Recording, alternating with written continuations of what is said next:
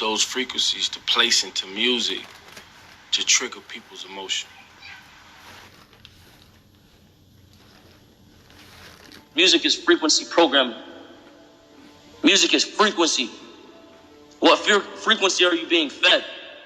If I play with those frequencies, right, I can target certain parts of the mind, target the frequency to go to certain parts of the mind, and I can literally, if I want you to astral project, or if I want you to go to sleep, or if I want you to go into a meditative state, I can make my music do that. Frequencies carrying information, this technology has long been known, carrying information and perceptions within the frequency that the brain decodes information. The brain will decode those frequencies and will have those perceptions. You can externally influence people's perceptions externally by broadcasting these frequencies that we interact with, because we are antenna. Basically, I'm going to break that down in layman terms. This is basically what it means. You know how when you come around somebody, you get a bad vibe or a good vibe? That's the frequency. And what that happened was, back in the day, all our radios and everything was standard at 432 hertz, which is a good frequency, positive. What the government done did is switched it to 440 hertz, which is a negative frequency. So every time you turn on the radio, the TV, or anything that's broadcasting, you're broadcasting at 440 hertz, which is a negative frequency. Now you see how far the rabbit hole goes? Back to the video. Check this out. Now I'm finna show y'all just how powerful music is and how the government uses music to control people. This is part one. I got part two coming up next, so y'all do not want to miss that. Now, the acronym of MC, which I know half the music industry probably don't know what that means or stands for. MC stands for Master of Ceremonies. That's just how far-fetched, or that's how far from the origin of music we are today. You feel me? But MC stands for Master of Ceremonies. And if you pay attention, when you go to concerts, those are ceremonies. And ceremonies are where rituals are performed. Now you see how deep this shit finna get. I'm finna show y'all just how far the rabbit hole goes. And I guarantee you, y'all gonna look at music totally different from this video. Check this out. I became acutely aware that spells were being used in concerts and in music in a ritualistic way. Everyone who attends a concert and cheers on and sing along with the lyrics. And what are the lyrics? They're words spelled out. And what did I say a long time ago about lyrics and songs? And we sing along with a song over and over and over again. What is that? That is a form of affirmation. Remember earlier I told y'all what an MC or a rapper was, which MC stands for Master of Ceremonies. Now look at the definition of ritual. Don't you see the word ceremonies in it? Now y'all starting to see what the hell I'm talking about. Just look at the word spell. A spoken word held to have magic powers.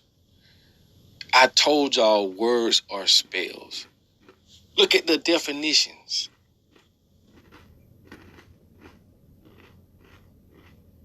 Now, this is what I want y'all to do. Take your own time, do your own research on these words that I just showed you and how close related they are.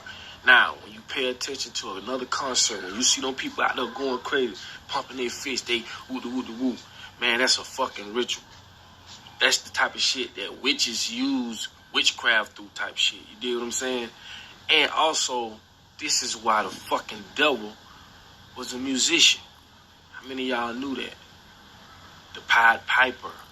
All these different things. I'm going to show y'all how all this shit is connected. You feel what I'm saying? Now we finna start getting into the meat and potatoes of this shit. Because I done been patient with y'all enough showing y'all the small shit. Now we finna move into some heavy shit. Y'all pay close attention to what the fuck I'm finna tell y'all. And like I say, feel free, do your own research. And believe this shit, boy, the rabbit hole goes deep. The sad reality is that where we now play our music is in A440. Where did that come from? It used to be 417. A440 came in with the Roman Catholic Church. They suppressed the frequencies. They lost somehow the 152 of the best Gregorian chants, including the hymn to St. John the Baptist, which we've now recovered. That particular hymn was what triggered Dr. Palaio's investigation, looking for those frequencies of vibration by which the music was played. It was known as the most uplifting hymn of all the ages, the most spiritually uplifting hymn. Hymn to St. John the Baptist. It was played to 6 tones. These are those 6 tones. These are those 6 frequencies. And so the A440 is what now is the standard tuning. If you go A439, you're closer to one of the Creator's tones. If you go A441, you're closer to one of the Creator's original tones. That's how precisely it has been manipulated. To do what? To shut down the 95% of your brain, particularly the right brain that operates the heart-mind for the divine human community.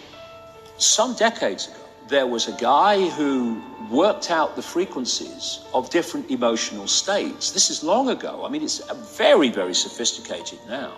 So every thought, every emotional response is a frequency. It generates a frequency, and it is of itself a frequency. Hate is a frequency, and it's different to love. You know, when you are in a room and there's lots of aggression and conflict and hatred, you feel it. What do people say? Oh God, you can cut the atmosphere with a knife in there. That is because the frequencies of hate and conflict have been so generated, they have changed the electromagnetic field of the room.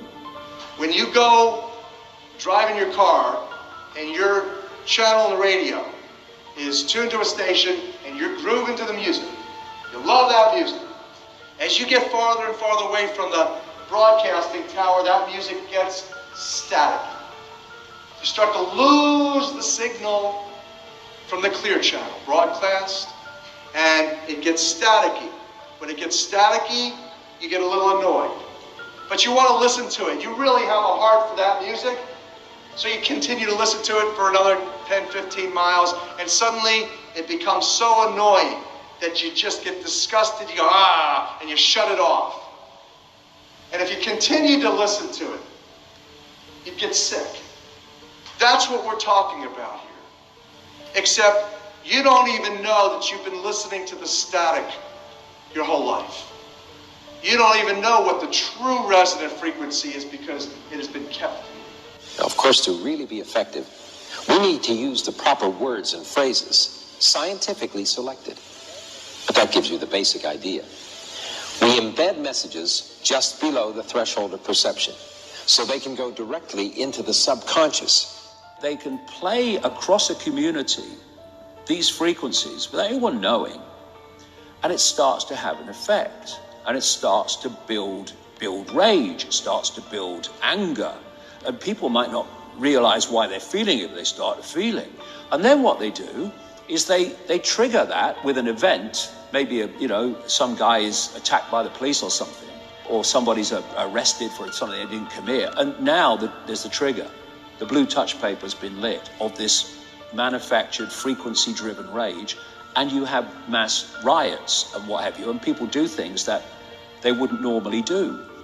So in other words, the master composer, master conductor of the Universal Orchestra is singing love songs in 5/8, uplifting everything simultaneously.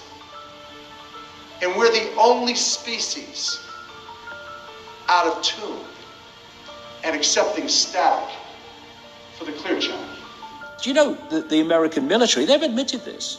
They have technology that fires frequencies at the enemy that basically breaks the enemy's spirit, so they give up and put their weapons down.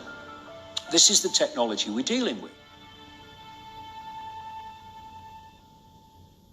It's your boy Papa Dope, and I appreciate